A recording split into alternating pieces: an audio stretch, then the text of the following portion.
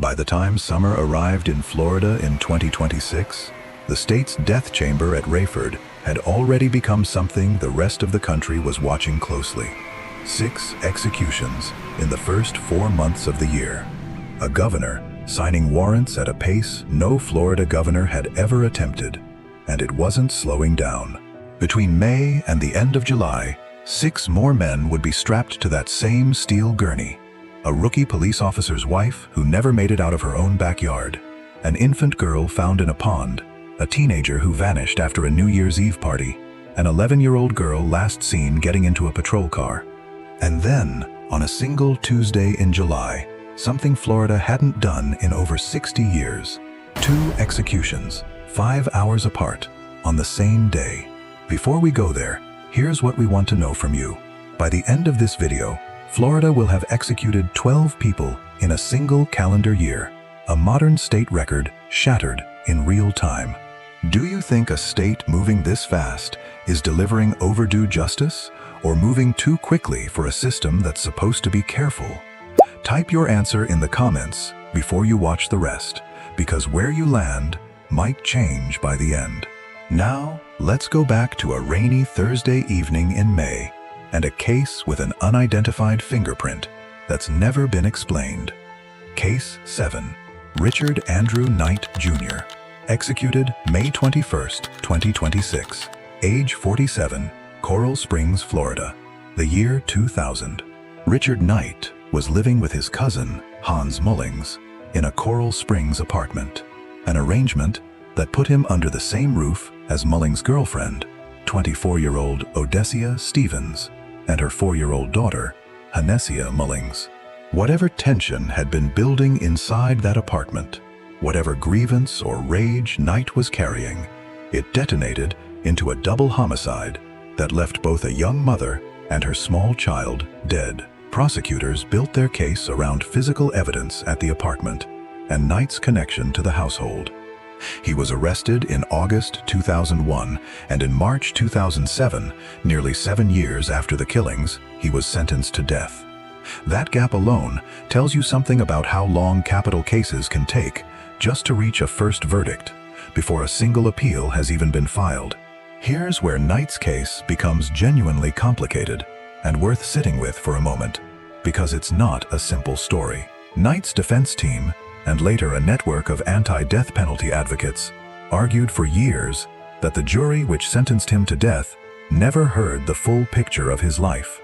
They pointed to a childhood marked by abandonment, physical and sexual abuse, and untreated medical conditions, seizures, blackouts, head trauma so severe that at times he banged his head against hard surfaces, trying to manage the pain. His attorneys argued the court found no statutory mitigation despite that history, an outcome advocacy groups called almost impossible to reconcile with what the evidence showed about his life. But the detail that generated the most sustained controversy was forensic, not psychological, a latent fingerprint recovered from the blade of the murder weapon that did not match Richard Knight, and to this day has never been matched to anyone. Advocates pushing for clemency called this one of several unsolved threads in the case, evidence of an unidentified individual that a jury never fully reckoned with. The state's courts disagreed with the defense's framing. When Knight's team raised the fingerprint again in his final appeals as newly discovered evidence, the courts pointed out that it wasn't new at all. The print had been known about and addressed at Knight's original trial, and the conviction stood. This is genuinely one of the harder cases to sit with, and we want your honest reaction. An unidentified fingerprint on a murder weapon, known at trial but never resolved. Does that constitute reasonable doubt in your mind?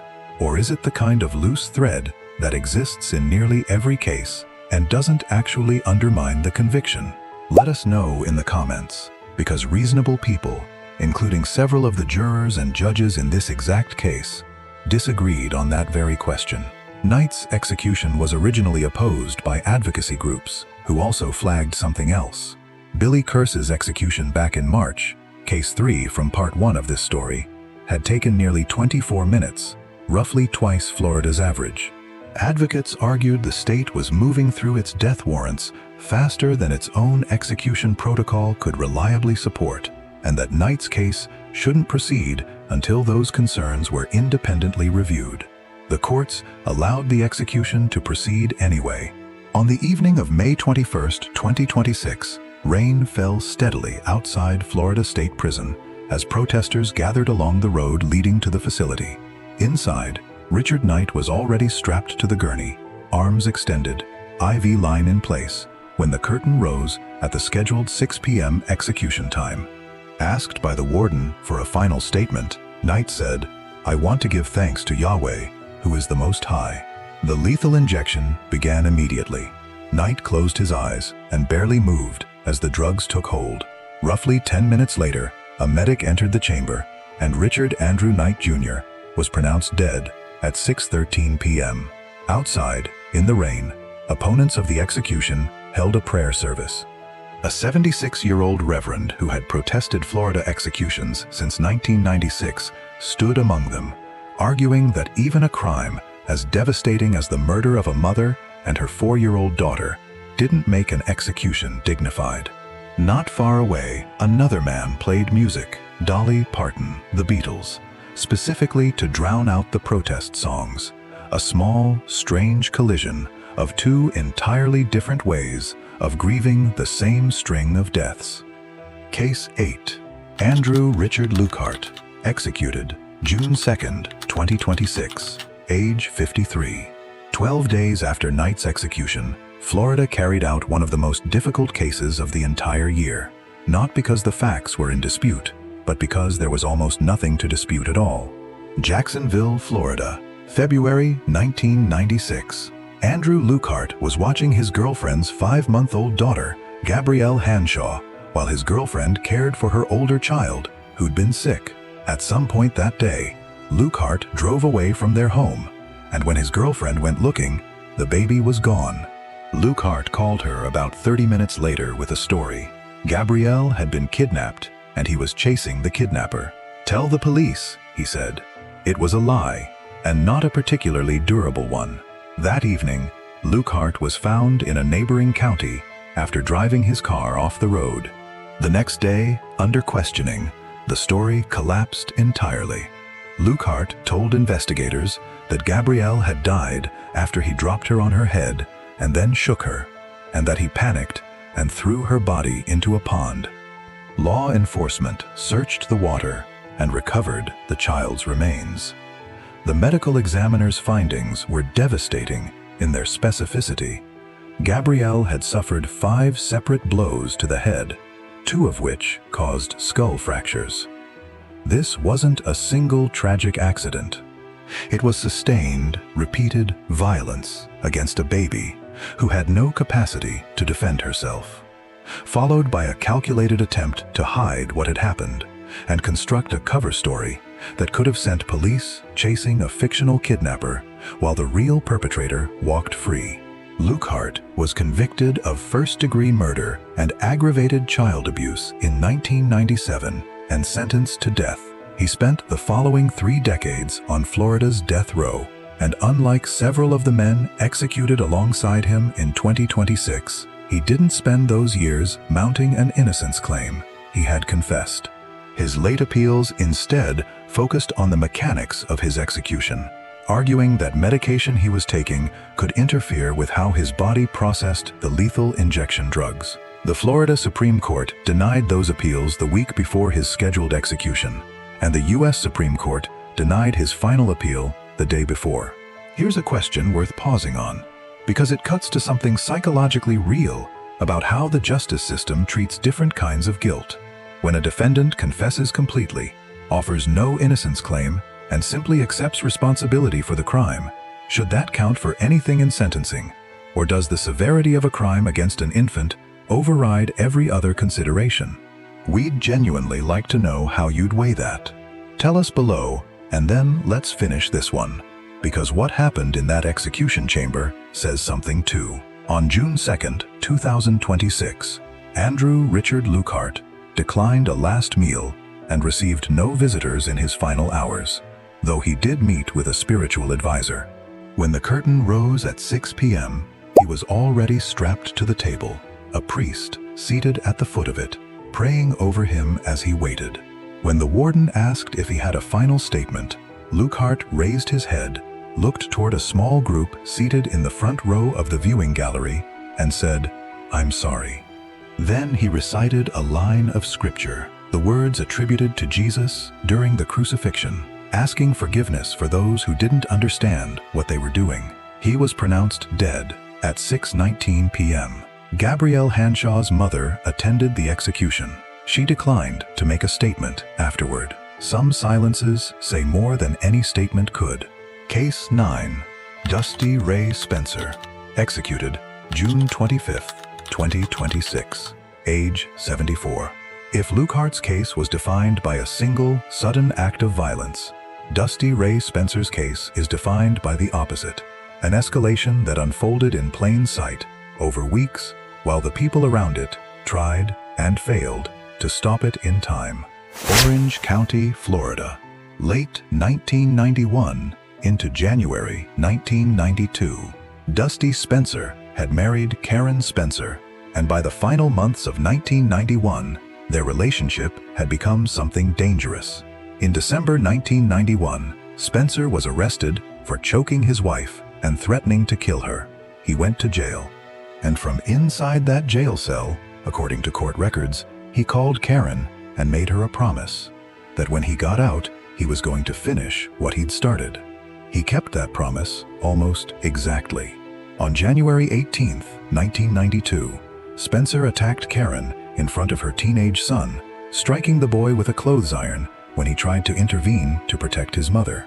About a week later, the son heard a commotion outside their home and ran to find Spencer hitting Karen in the head with a brick. In a moment of raw, desperate courage, the teenager grabbed a rifle and tried to shoot Spencer to stop the attack, but the gun misfired. Spencer turned on the boy with a knife, and the teen fled to get help. By the time police arrived, Karen Spencer was dead in the backyard, stabbed multiple times in the chest, in front of the child who had tried everything he had to save her. This case sits at the center of one of the most persistent failures in American law enforcement history. Domestic violence cases, where the warning signs are not subtle, not hidden, not ambiguous.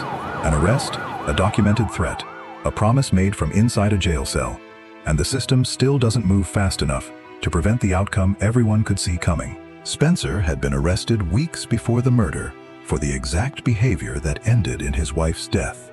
That's not hindsight. That's a documented pattern that existed in real time, on paper, before Karen Spencer was killed. Spencer was convicted of first-degree murder, attempted first-degree murder, aggravated assault, and aggravated battery, and sentenced to death in 1992. He spent the next 34 years on death row, and by the time his execution date approached, his legal strategy had shifted entirely away from guilt or innocence. There was no dispute about what he'd done, and toward his age and health. His attorneys argued that Spencer, now 74, suffering from cirrhosis of the liver and portal hypertension, was simply a sick old man, and that executing him under those conditions risked a botched, agonizing death, since his compromised liver function could unpredictably affect how his body absorbed the lethal injection drugs. The U.S. Supreme Court rejected that final appeal on the day of the scheduled execution. On June 25, 2026, Dusty Ray Spencer was strapped to the gurney, with a spiritual advisor standing at the foot of the table. When the curtain rose and the warden asked for his last words, Spencer said, "Sorry, sorry to the family.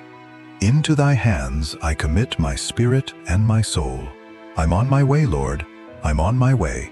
Amen." He was pronounced dead at 6:10 p.m., and in that moment, at 74 years old, Dusty Ray Spencer became the oldest person Florida had executed since the state began keeping modern records in 1924. He would not hold that distinction for long. Case 10. Dennis Michael Sochor. Executed July 14, 2026. Age 74. Less than 3 weeks later, Florida executed another 74-year-old man, and briefly, for a matter of days, tied the record Spencer had just set. Broward County, Florida, New Year's Eve, 1981.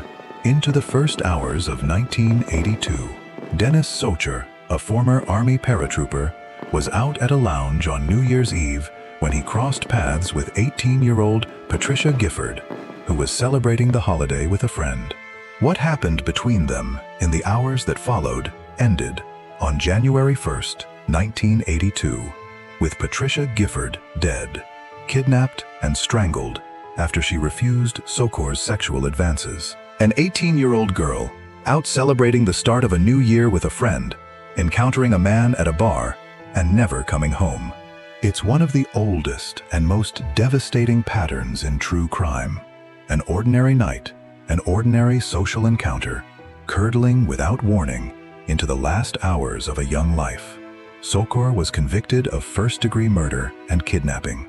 A jury recommended death by a vote of 10-2, meaning 2 jurors, having heard the same evidence as the other 10, believed a life sentence was the more appropriate outcome. That kind of split verdict is worth pausing on, because it's a reminder that even within a single jury room, reasonable people looking at identical evidence can reach different conclusions about what justice requires. Sochor's death sentence moved forward on the strength of the majority. What followed was nearly 4.5 decades of appeals, one of the longest journeys through the legal system of any inmate executed in Florida in 2026, rivaled only by James Hitchcock's case from Part 1. Sochor's first major appeal, filed in 1995, wasn't resolved by the Florida Supreme Court until 2004, 9 years just for a single stage of review. A second post-conviction motion, filed 4 years after that, was also denied. In his final days, Sochor's attorneys raised a claim that struck a nerve even among observers accustomed to death penalty litigation. They alleged that in 2022, a South Florida detective had sent a letter to Sochor's brother asking for help locating Patricia Gifford's remains, information that, if it existed and hadn't been properly disclosed to the defense, could have raised serious questions about what the state did and didn't know, and when. The courts found the claim insufficient to halt the execution. The U.S. Supreme Court denied his final request for a stay without comment. Here's something worth thinking about, specifically because of how long this case took. Dennis Sochor was arrested for this crime in the early 1980s and executed in the summer of 2026. He was on death row through more than 4 decades of American history, through changes in execution methods, through entire eras of Supreme Court death penalty doctrine, through the childhoods, adulthoods, and in some cases, the deaths of the original jurors who convicted him. Does a legal process that takes this long still function as justice for the victim's family, who has now waited nearly their entire lives for resolution? Or does the process itself become its own form of prolonged punishment for everyone involved, regardless of guilt? We're not going to pretend there's a clean answer. Tell us your honest take in the comments. On July 14, 2026, Dennis Sochor was strapped to the gurney at Florida State Prison, an IV already in his arm when the curtain rose. Asked for his final words, he spoke, apologizing multiple times to the Gifford family, thanking his own loved ones for standing by him, and committing his spirit to Jesus Christ. Witnesses said he spoke too quickly for the entirety of his statement to be transcribed. The drugs began flowing at 6:03 p.m.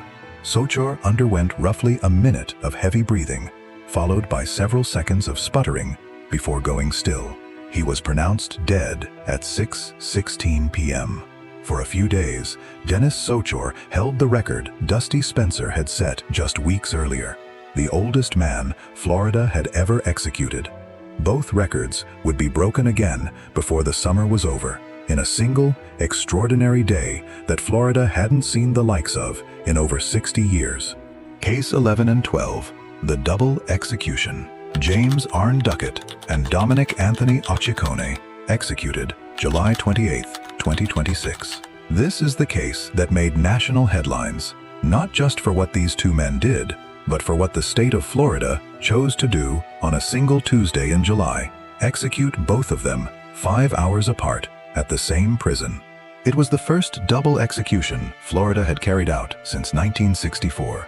To find a precedent, you'd have to go back further than the moon landing, further than the Civil Rights Act, further than most of this state's current residents have been alive. Let's take these one at a time, starting with the case that had already been through more legal turbulence than almost any other execution in 2026.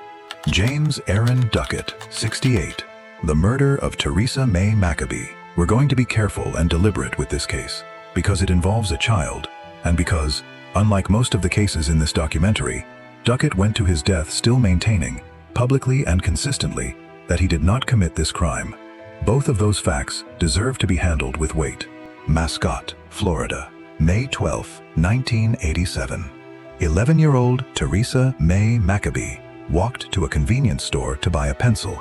She never made it home. According to court documents, she was last seen getting into a patrol car belonging to James Duckett, at the time a police officer with the Mascot Police Department on duty that night.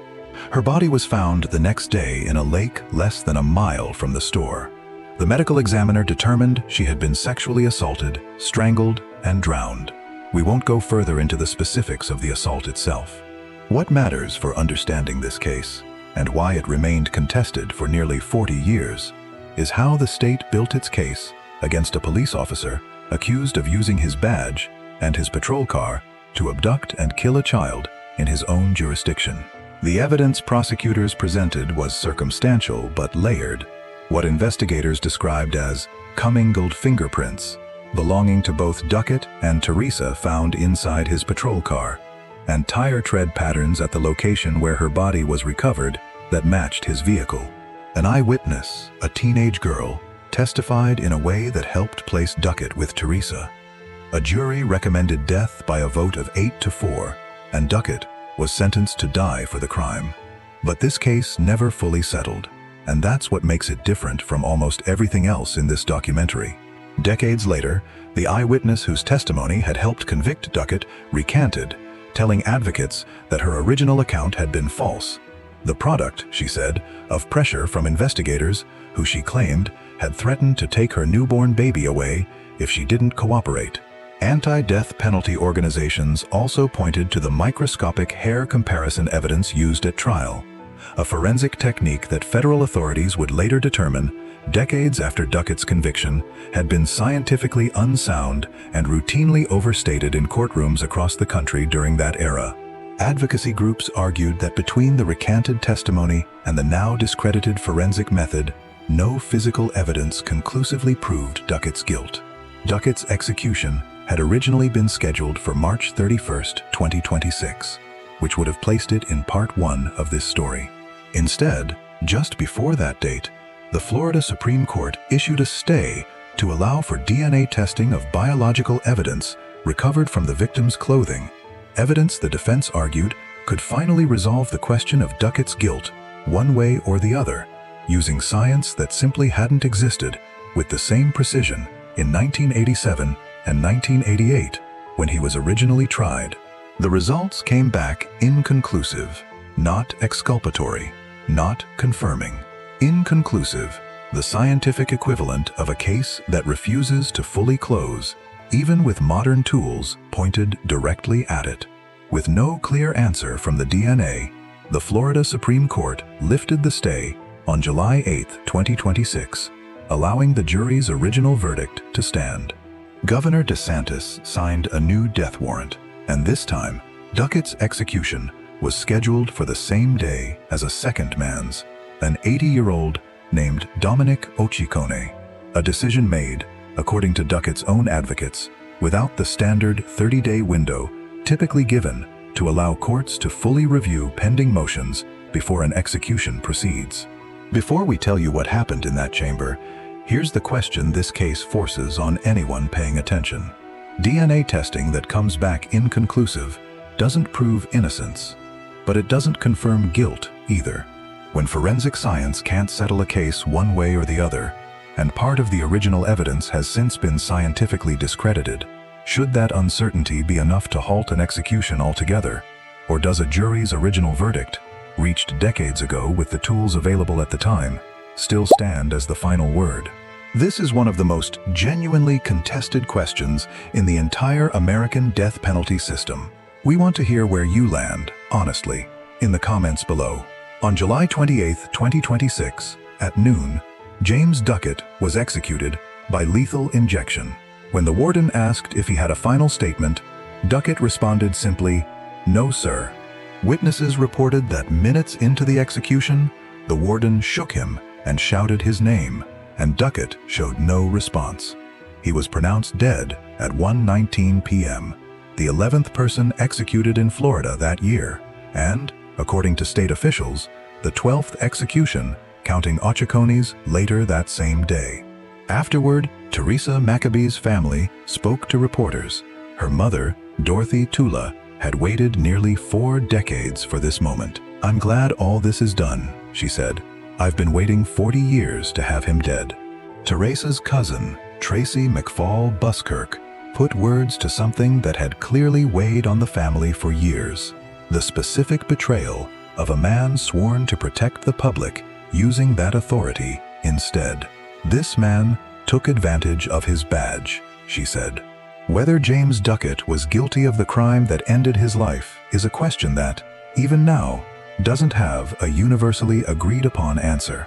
What isn't in question is that an 11-year-old girl went to buy a pencil on a spring evening in 1987 and never came home, and that a family spent 40 years in the space between her disappearance and any sense of resolution.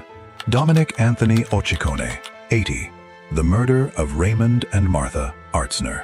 5 hours after Duckett's execution, Florida carried out the second half of its double execution, and in doing so, made Dominic Occhicone the oldest person ever executed in the state's history. 1986. A relationship that had already turned dangerous long before anyone died. Dominic Occhicone and a woman named Anita Garrity had dated for 3 years. They'd been engaged. They had a child together. But the relationship had deteriorated under the weight of what prosecutors and Garrity's family would later describe as Occhicone's temper, his violent acts, and a pattern of physical abuse, severe enough that Garrity made the decision to end the engagement and leave. Occhicone didn't accept it. According to court records, he made repeated attempts to win her back, and when those failed, his behavior escalated into what witnesses described as increasingly graphic threats. And in the particular, twisted logic of a man who couldn't accept rejection, Occhicone settled on a target that wasn't Anita Garrity herself, but the people he blamed for her decision to leave him, her parents, Raymond and Martha Artzner. He drove to their home. Before he went inside, he cut the phone line, a calculated act, not a moment of blind rage, but a deliberate step to make sure no one inside that house could call for help once he made his move. Then he entered and shot Raymond Artzner in the face, killing him. He shot Martha Artzner 4 times, killing her as well. 2 parents murdered in their own home for the specific reason that their daughter had chosen to leave a man who couldn't tolerate being left. This is one of the darker patterns criminal psychologists point to in relationship violence cases that escalate to homicide. When an abuser can't reach the person who left them, the rage doesn't dissipate. It redirects, often toward whoever that person's support system happens to be. Parents, new partners, sometimes children. The common thread isn't really about the secondary target at all. It's about control and about punishing anyone connected to the loss of it. Occhicone was convicted of the double murder and sentenced to death. He spent the following 4 decades on Florida's death row. By the time his execution date arrived in 2026, at 80 years old, his legal team's final arguments had shifted, much like Dusty Spencer's had, toward his age and deteriorating health. His attorneys argued that kidney and prostate problems could make lethal injection especially painful for him, amounting to cruel and unusual punishment given his physical condition. The courts were not persuaded.